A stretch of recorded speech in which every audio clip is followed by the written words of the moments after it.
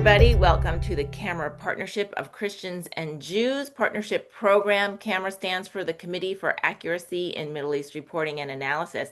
Today we have a special guest, E.J. Kimball with the Combat Antisemitism Movement. E.J. is an expert on a variety of topics, including foreign policy, national security, and other relative topics. And you can also find him on Fox News, Newsmax, and News Nation as he appears as an expert guest, oftentimes on those news outlets. EJ, thank you for joining us today. And what I'd really like to concentrate on with you and your expertise in the topics of anti-Semitism and its growth and its malicious tentacles that are just seeping into our communities, what the Jewish community is experiencing, and what the Christians need to know and how they can step up to help. So thank you for joining us, and tell us a little bit about the Combat Anti-Semitism Movement and the challenges that you're seeing right now in light of the current situation on the global scale.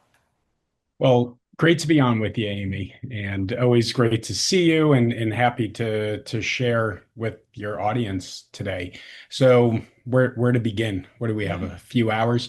So so the Combat Anti-Semitism Movement, we're an organization that's just over 6 years old. And as an organization, we were founded with the idea that we need to come up with new solutions to fight the world's oldest hatred.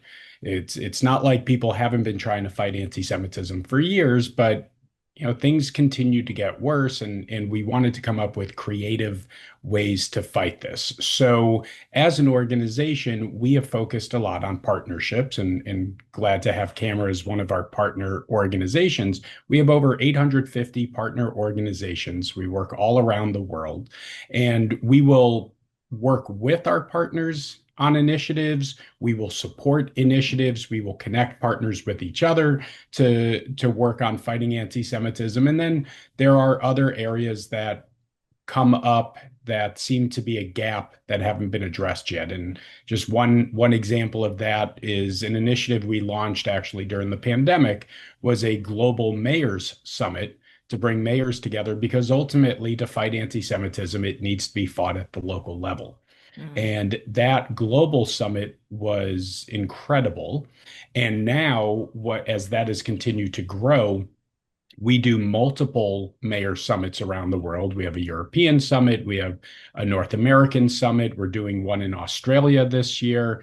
We're looking to do one in Latin America now. So this is something that has continued to grow, and it builds a network of mayors to share with each other, to learn from each other and adapt to their own circumstances, what can work, what doesn't work, what hasn't worked, what should work, all of those things. So we are, as you could imagine, quite busy as an organization these days, unfortunately, but we're continuing to get our message out and build these partnerships. And of course, with my role with the organization that focuses on Christian engagement, Mhm. certainly working with the Christian community, helping them better understand what's going on. Wow. So that's a bit about our organization. You have And your work cut out for you, but I think it's very valuable to have sort of this umbrella group that can help, like the member participating groups connect with each other to align goals and resources to affect a change. So let's touch on a little bit about of what you mentioned about that big successful initiative with the mayors, because indeed anti-Semitism, I mean, we see it splashed across headlines and we think of it as this, it's out there, right? It's just a big amorphous cloud, but it really is part of the local community, and it trickles into the local government, the streets of communities, the schools, the colleges. What are the experiences, from what you're seeing and the feedback you're getting, and even and you and your own family and neighborhood, that Christians need to be aware of and understand and recognize as an increase in hostility, an increase of anti-Jew hatred, often connected to what's going on in Israel? What are some examples that we need to be aware of and recognize that maybe the Christians aren't getting, even if it's right in their community? sure, so I think one of the biggest misconceptions is that, anti-Semitism, it's more of a, you see the kinetic, you see the violence.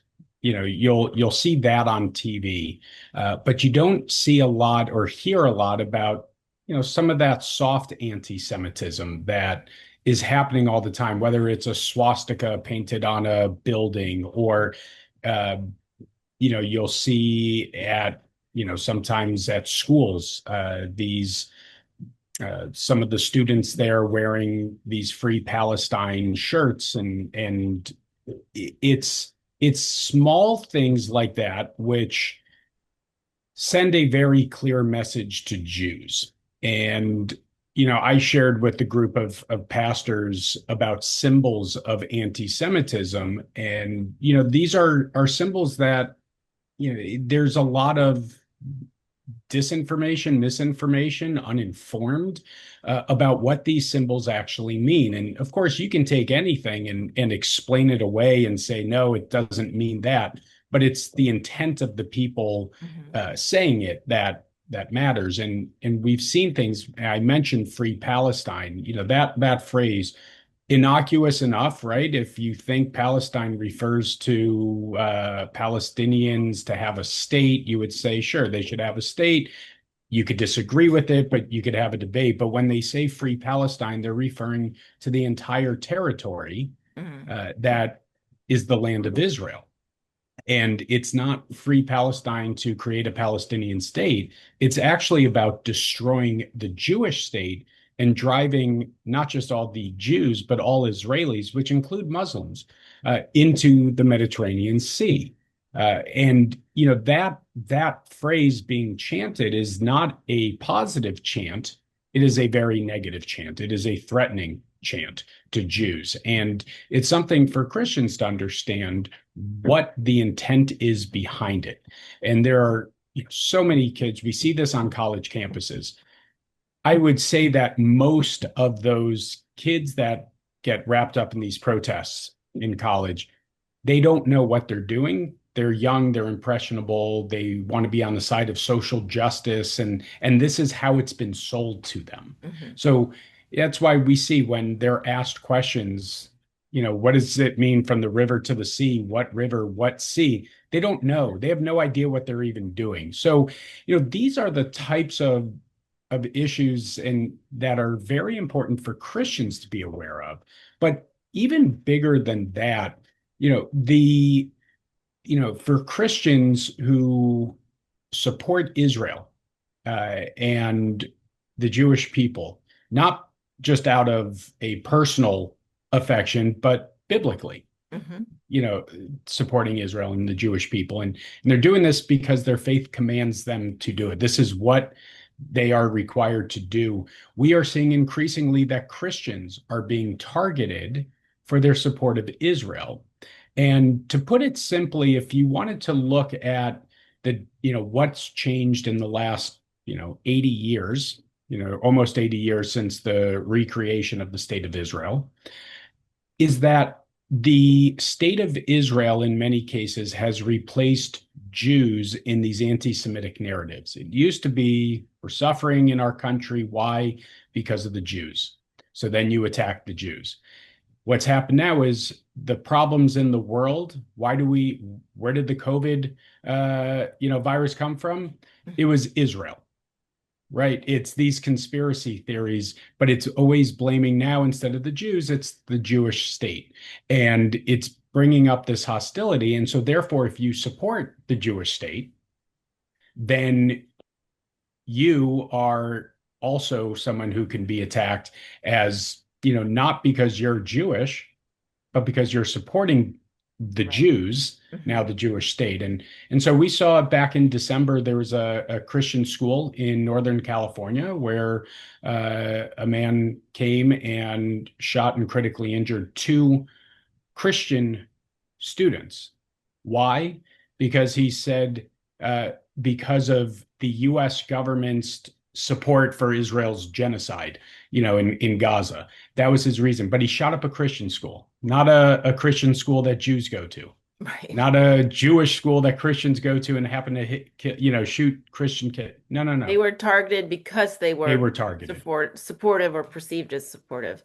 So So, it's just so important for yeah. people to be informed about this stuff because while today it may be primarily focused on Jews, it is rapidly expanding to those that support Israel, and it will continue to expand to those that oppose their goal, which is the destruction of the Jewish state.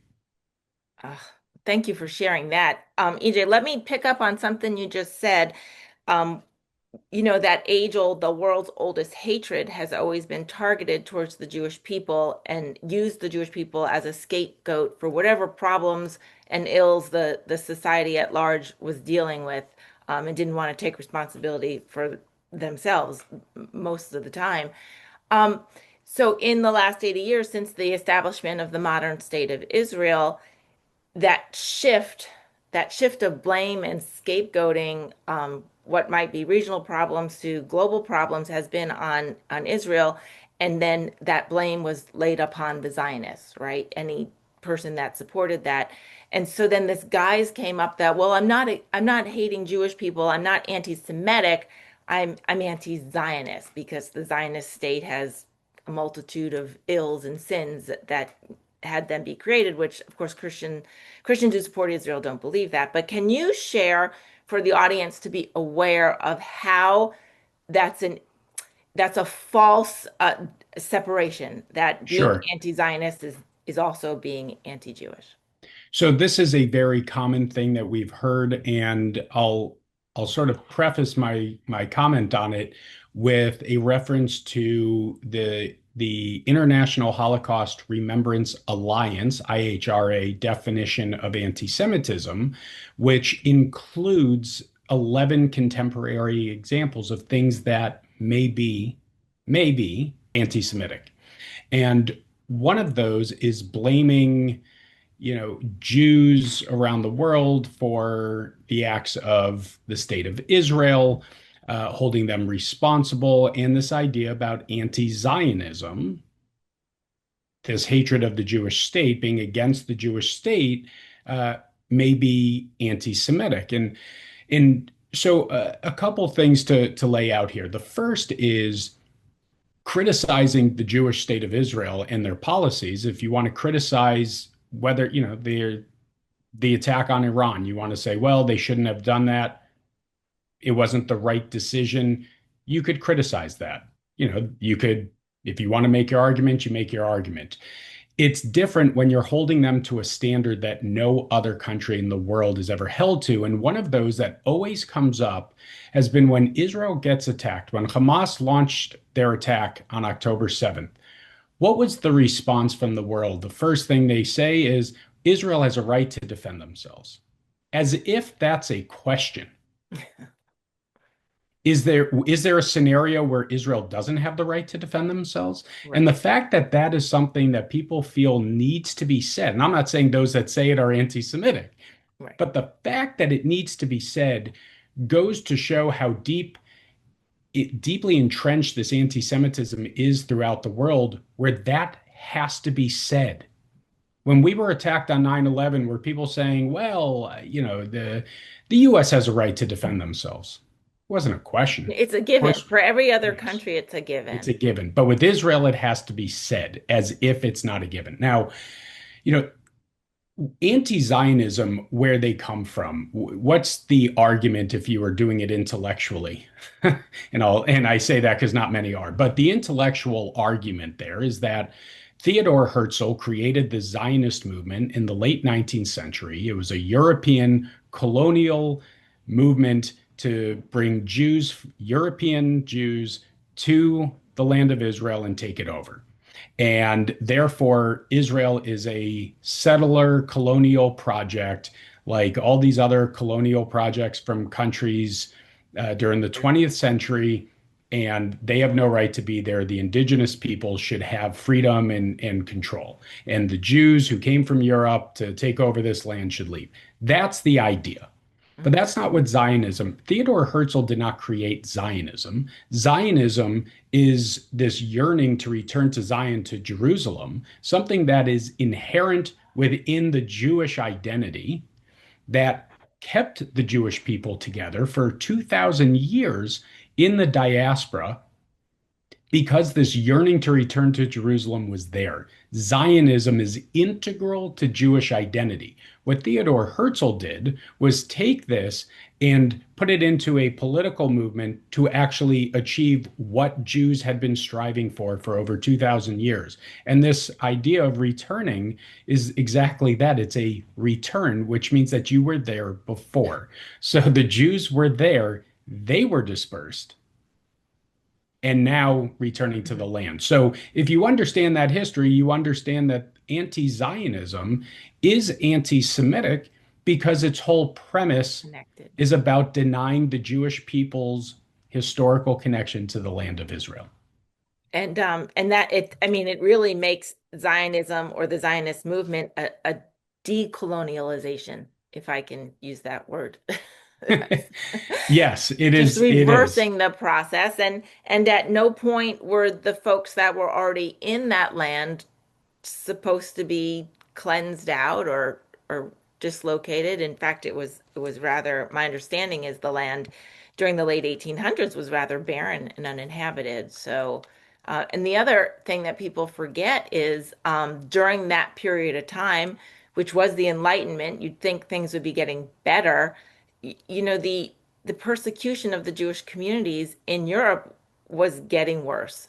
And so having sort of that practical outlet to return to the land that was part of the cultural and religious notion for centuries is a logical outcome. So yeah, Christians need to be aware that that ruse of, well, I'm just against the Zionists, I'm not against the Jews. You can't really separate that out, and that's something that's the Christian community is being plagued with. There are folks trying to sway in the other direction that you can separate out. So that's why I really appreciate your explanation of that. EJ, in our last few minutes together, can you let us know, as a Christian community, as the community at large, how we can combat anti-Semitism in our own at our own levels where we are? I mean, what we can recognize on social media, what we can recognize in the news, and where we might go or how we might reach out to help.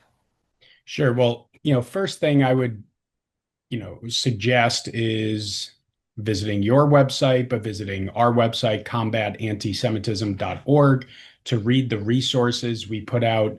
Uh, our Anti-Semitism Research Center puts out some incredible data about anti-Semitism, how it's rising in this country, where it's rising in this country, which unsurprising, it is rising on the left significantly. And that's not to say that it doesn't exist on the right. It does, absolutely. What we have noticed is the anti-Semitism on the right has stayed fairly consistent. It's been there, it's always been there, it's still there, but it's consistent. It's on the left where it is rapidly growing and needs to be addressed. So I think it is very important to really get educated about anti-Semitism and what's happening. It is also very important for Christians at a very simple level. When anti-Semitism happens, reach out to your Jewish community. If you know people in your neighborhood, say, let them know that you're thinking of them. If it's going to your local synagogue, your Jewish community center, whatever it is, just to tell them, we're here. We want to stand with you. We want to help if there's anything we can do. And in just the offer, and I'll share after October 7th in my neighborhood. I've lived here for about 10 years now, and there were some neighbors that I had never met before, but after October 7th, some of these neighbors that I had never met, some that we knew, just came by just to say, "How are you? Are you okay?" Um, And, you know, what some people don't understand is that, yes, October 7th was an attack on Israel, but it was an attack on the Jewish people. And It's the same thing that's happening right now when we look at the war with Iran. Iran is threatening not just Israel Hmm. and, of course, the United States that they've been threatening for years, but it's not just an attack on Israel, it's an attack on the Jewish people. And so I had neighbors just come by to say, "How are you?" And it was a little thing. Did it change something for me? No. I mean, I was still dealing with everything, but just knowing that there were people in my neighborhood who I didn't even know, but they were thinking of us, that meant so much to me and my family and made us feel, I don't know, more secure in our neighborhood that we had that support. And, it's something that my kids unfortunately have to experience going to school. This is just happening, but we're also seeing it in these protests all around the Hmm. country where, you have people who you may even know that are going to these protests, to fight, injustice, and they have no idea. So that's why I say it is so important and vitally important also for Christians to speak up about what's happening. It's not going to affect you the same way it's going to affect Jews, but it is increasingly affecting Hmm. Christians. Yes. And if you don't stand up and speak out about it now, it will come after you even worse. And if you really look at these protests, what's happening, it is not about Palestinian rights. Hmm. These are negative protests. They are against the state of Israel. They are against America. Hmm. It is anti-American.